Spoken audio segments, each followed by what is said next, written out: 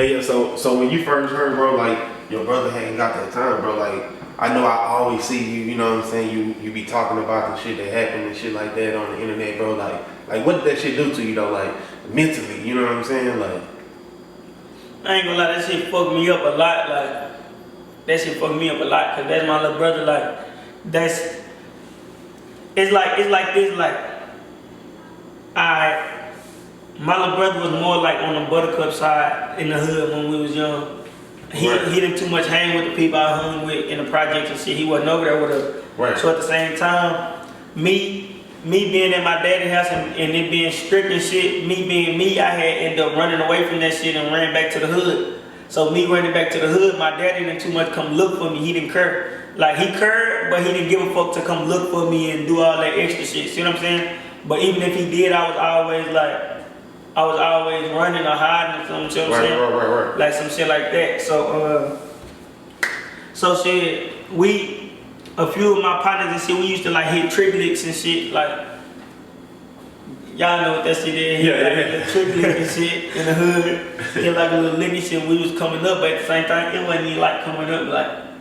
The nigga had like $75 and there was like 4 of us already. Right. See what I'm saying? So it was like, but it was enough for us to get some little weed, little blunt and shit, like some project shit. So at the same time, my little brother, he had a job. He was still with my daddy when I ran away. He stayed, so he had a job and shit at Albertsons. So when he was telling my daddy he had to go to work, but he'll get picked up and come to the hood with us. See what I'm saying? But how I ain't never want to hang with my little brother like that when we was doing shit like that. You know what I'm saying? So he'll just find some niggas to go with himself, like hood niggas. See what I'm saying? But they know it's my brother, so it's like it ain't shit.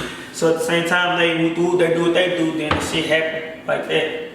So that's basically how all that shit occurred. Like him sneaking from his job to the hood with us, trying to do what we was doing, getting paid and shit like. He was tired of the same shit. Right. So you think do you feel like he was looking up to you in some way, like damn, like but I wouldn't say looking up to me, cause at the same time we wanted to be in the hood since we first moved with my daddy. See what I'm saying? So at the same time he was like, we always wanted to go to Dumbo and shit. We ain't never wanted to go to Eastern Hills. We wanted to go to Dumbo. So it was like the first chance we got, see what I'm saying? And he was like, damn, look, Kennyb gone, so shit, let me get up out of here. But he didn't like do it right. He just was like sneaking.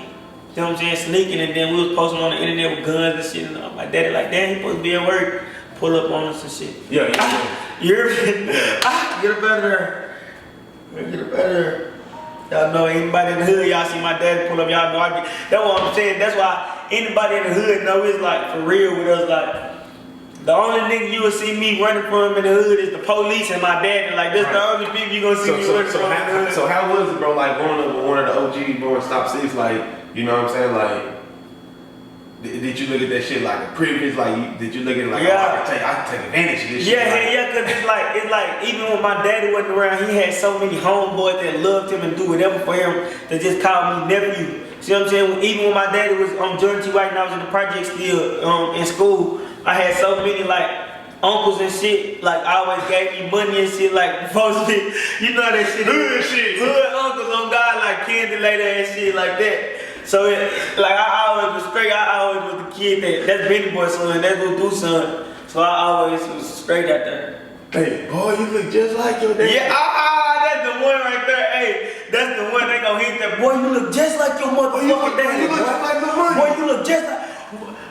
They already know it though. This is what they be doing though. They already know who your daddy is.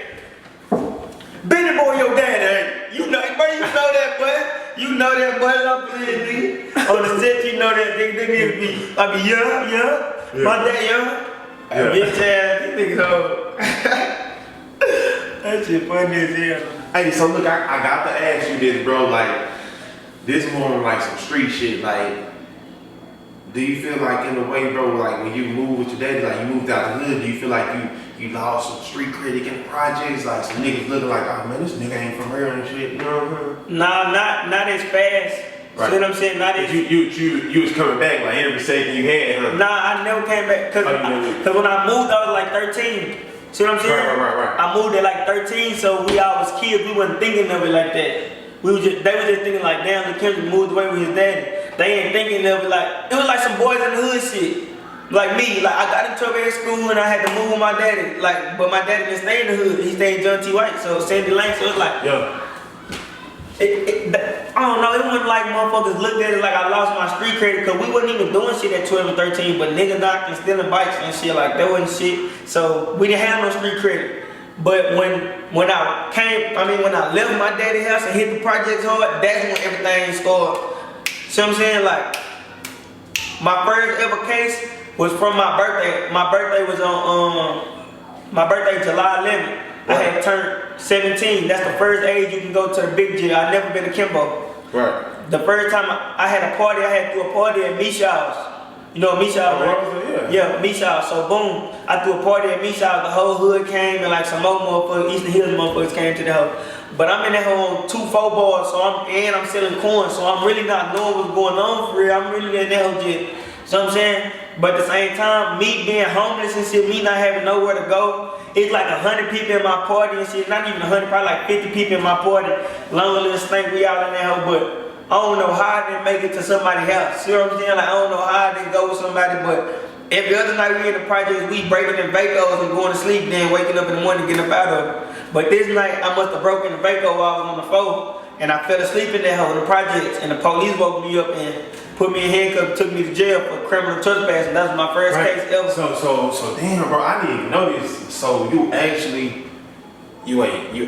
broke into a vacant building in the projects. Yeah, we used to stay doing that. What?